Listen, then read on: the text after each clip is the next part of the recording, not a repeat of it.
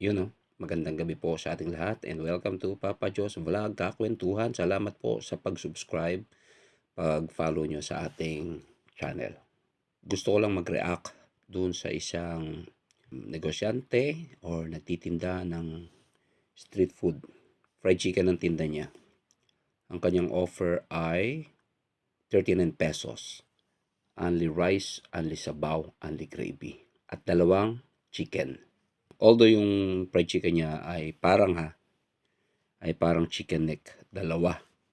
Ako po kasi nanggaling na dyan sa offer na ganyan. Only sabaw, only rice, tsaka chicken. So punta tayo sa pros and cons niyan.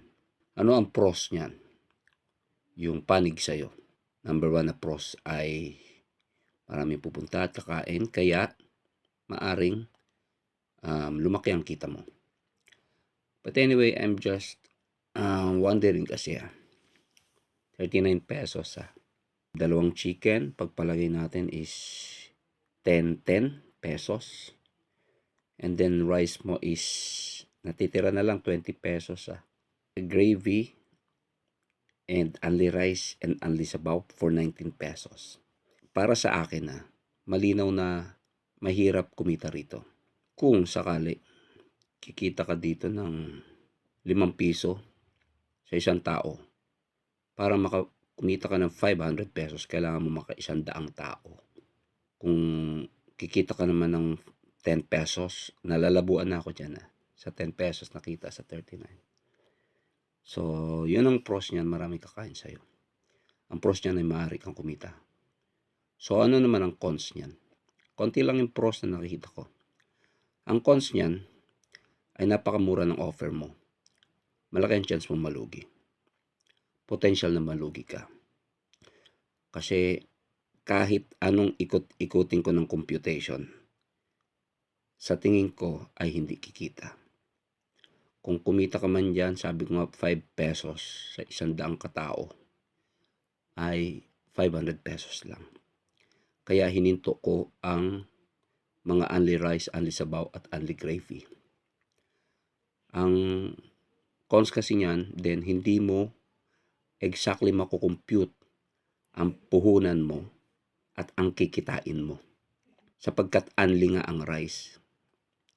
Ang rice ko kasi 12 pesos isang rice di ba? 1 cup yan. At kumikita yan. Tatangkilikin ka naman ng tao Ngayon, kung sa'yo, dalawang chicken neck at magpapakabusog ang tao mo sa rice. Pag nakatatlong rice na yan, 30 na yan. Lugi ka na. Sa 10 pesos lang yan Kung makaapat yan, sobrang lugi mo na. Mahirap sabihin pero ito malaki ang potential mong malugi at maihinto mo yung 39 pesos mo, dalawang chicken neck, only rice, only gravy, and only sabaw. But anyway, bago pa malugi, ay sabihin ko na ulit, potential na malugi ka sa ganyang style. Hanap ka ng ibang paraan kung paano ka makilala.